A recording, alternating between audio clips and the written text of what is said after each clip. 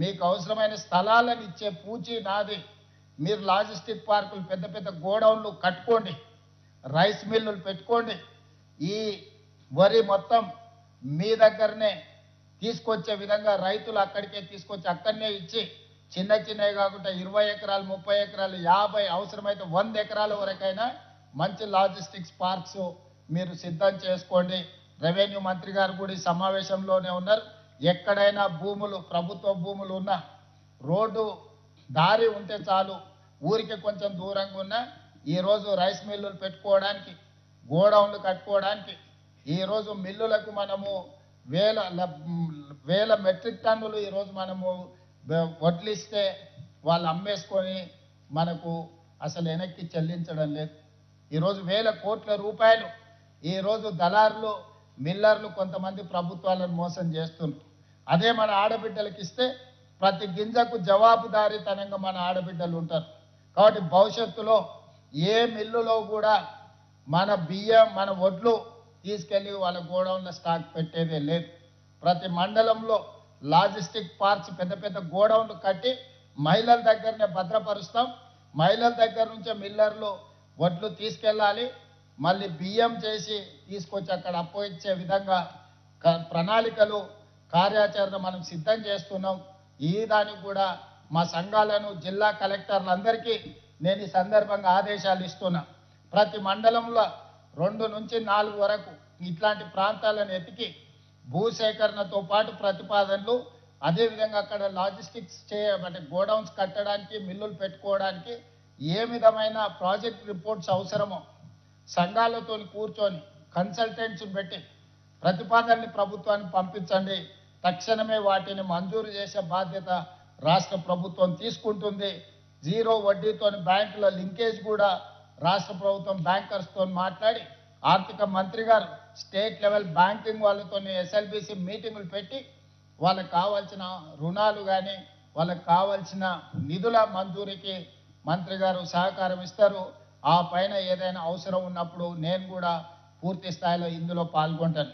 ఇదే కాకుండా ఈరోజు మనం సూపర్ బజార్లు చూస్తున్నాం. ఒక దగ్గర పోతే బిగ్ బజార్ కనిపిస్తుంది, ఇంకొక దగ్గర పోతే డీమార్ట్ కనిపిస్తుంది, ఇంకొక దగ్గర పోతే ఇంకేదో పెద్ద కంపెనీలు చైన్ సూపర్ బజార్లు వస్తున్నాయి. అందుకే నేను మా ఆడబిడ్డలకు సూచన చేస్తున్నా, కొనుగోలు చేసేదే మీరు, సూపర్ బజార్లకు వెళ్ళి వస్తువులు కొనుక్కుంటున్నదే మీరు. మీరే 67 లక్షల సైన్యం ఉన్నారు, అంటే 67 లక్షల కుటుంబాలు మీరే. మీరు కొనుక్కుంటేనే ఆ సూపర్ బజార్లు ఈరోజు వ్యాపారం చేసుకుంటున్నాయి. అందుకే మహిళా శక్తి సూపర్ బజార్ మీరు ఒక కార్పొరేట్ విధానాన్ని ఇచ్చేసుకోండి. మిత్రులు NM శ్రీనివాస్ రెడ్డి గారు నాకు ఈ సూచన చేసిండ్రు, నాకు బాగా నచ్చింది. రాష్ట్ర ప్రభుత్వం నుంచి కొంత కార్పస్ ఫండ్ ఇస్తాం, మా తరఫున కూడా కొంత పెట్టుబడి పెడతాం.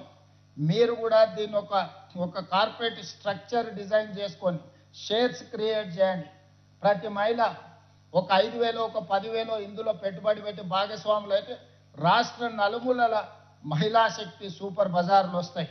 అప్పుడు వందల వేల కోట్ల రూపాయల వ్యాపారం మీరే చేసుకోవచ్చు, మీ లాభాలు మీరే తీసుకోవచ్చు. ప్రజలు ఏమి కొనుక్కోవాలనుకున్నా నిత్యావసర వస్తువులు కానీ అత్యవసర వస్తువులు కానీ తిను బండారాలు కానీ ఇతర ఏమి కావాలన్నా మంచి నూనె ఉప్పు పప్పు బెల్లం చింతపండు ఏమి కావాలన్నా ఒక నాణ్యమైన వస్తువును కొనాలంటే మహిళా శక్తి సూపర్ బజార్లోనే కొనుక్కోవాలనే విధంగా మీరు బ్రాండ్ను ప్రమోట్ చేసుకోండి. మీకు పట్టణాలలో అవసరమైన ల్యాండ్ను ప్రభుత్వాలు ఎక్కడున్నా నామినల్ రెంట్ మీద మీకు మంజూరు చేపించే బాధ్యత నాది. అదేవిధంగా మున్సిపాలిటీలలో మున్సిపల్ కార్పొరేషన్లో జిల్లాలలో కూడా ఈ సూపర్ బజార్లను మీరు పెంచుకోండి. మొదటి విడతగా నియోజకవర్గానికి ఒక మంచి సూపర్ బజార్ పెట్టుకోండి. అప్పుడు 119 సూపర్ బజార్లు వస్తాయి.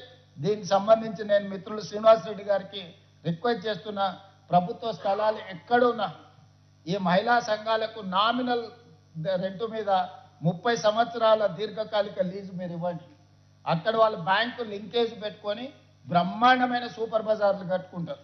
అక్కడ అన్ని వస్తువులు, ఎందుకంటే గ్రామీణ ప్రాంతాలలో పంటలు పండించేది వీళ్ళే, పంటలు కొనుగోలు చేసేది వీళ్ళే ఐకేపీ కేంద్రాల ద్వారా.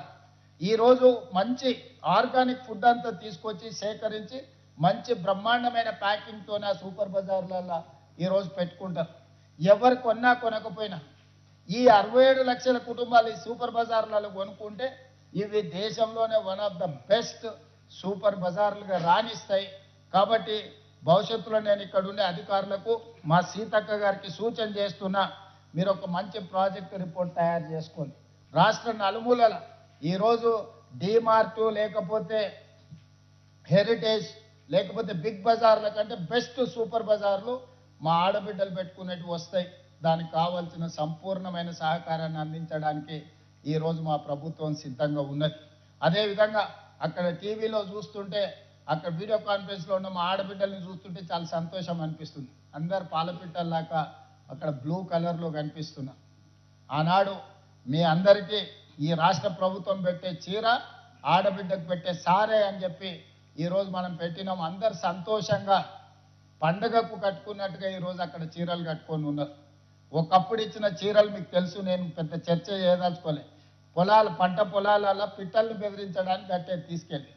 కానీ ఈరోజు ఆడబిడ్డలు పండగ పూట కట్టుకున్నట్టుగా సారె పెడితే, పుట్టింటి వాళ్ళు సారె పెడితే ఏ విధంగా చీర కట్టుకుంటుందో ఆడబిడ్డ సంతోషంగా ఈరోజు మా ఆడబిడ్డలు అందరూ కూడా చీరలు కట్టుకొని ఈ వీడియో కాన్ఫరెన్స్లో పాల్గొంటే నిజంగా పోయిన సంవత్సరం మేము అందించిన చీరలు ఈరోజు మాకు సంతోషాన్ని అందించినాయి. అదేవిధంగా పట్టణాలలో కూడా కొంతమందికి గతంలో ఉత్పత్తి పూర్తి స్థాయిలో రాక వాయిదా పడ్డది. ఇప్పుడు వాటిని కూడా సీతక్క గారు పంపకాలు మొదలు పెడతామన్నారు. తొందరలోనే మున్సిపాలిటీలలో పట్టణాలలో కూడా మిగతా ఆడబిడ్డలకు 1,00,00,000 మందికి 1,00,00,000 చీరలు మనం పంచినాం.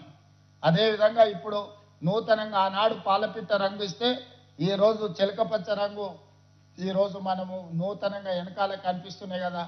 ఈరోజు ఈ చీరలు ఈ డిజైన్లు ఆమోదం కాబోతున్నాయి. ఈరోజు కొత్త చీరల్ని కూడా మా ఆడబిడ్డలందరికీ కూడా పెట్టడం ద్వారా పండగ మీ సోదరుడు చాలామంది తల్లి అన్నదమ్ముళ్ళు సొంత చెల్లెళ్ళనే ఇంట్లోకి వెళ్ళగొడుతారు. ఈ మధ్యనే రాజకీయాలలో మీరు చూసారు, సొంత చెల్లెని ఇంట్లో నుంచి అన్న వెళ్ళగొడితే ఏ రకంగా ఆ చెల్లి అన్న మీద శాపనార్థాలు పెడుతుందో. సో సొంత చెల్లి కూడా భారం అయింది అనుకొని ఇంట్లో నుంచి పంపించే ఆస్తిలో వాటా అడుగుతారని పంపించే సందర్భంలో 1,00,00,000 మంది ఆడబిడ్డల్ని ఈ మంత్రివర్గం సొంత సోదరి మనులాగా భావించి ఈరోజు మీకు చీర పెట్టే కార్యక్రమాన్ని, మిమ్మల్ని ఆర్థికంగా నిలబెట్టే ఒక ప్రణాళికను, మిమ్మల్ని కోటీశ్వరులను చేయాలనే లక్ష్యంతోనే ఈ ప్రభుత్వం పనిచేస్తుంది. ఈ ఆడబిడ్డల ఆశీర్వాదం ఉన్నంత కాలం ఈ ప్రభుత్వం అద్భుతంగా పనిచేస్తుంది. ఈ ప్రభుత్వం తిరిగి అధికారంలోకి తీసుకొచ్చే శక్తి ఈ మహిళా శక్తి చేతుల్లోనే ఉంది. అందుకే 1,00,00,000 మంది బిడ్డలని 2034 లోపల కోటీశ్వరులను చేసే బాధ్యత మా మంత్రివర్గం తీసుకుంటుంది.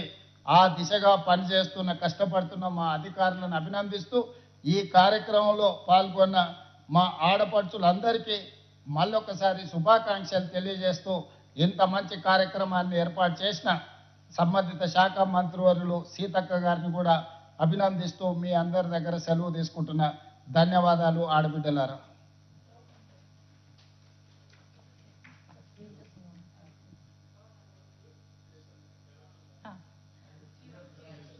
సార్ చీర ఇనాగరేషన్ చేస్తారు. ఓకే.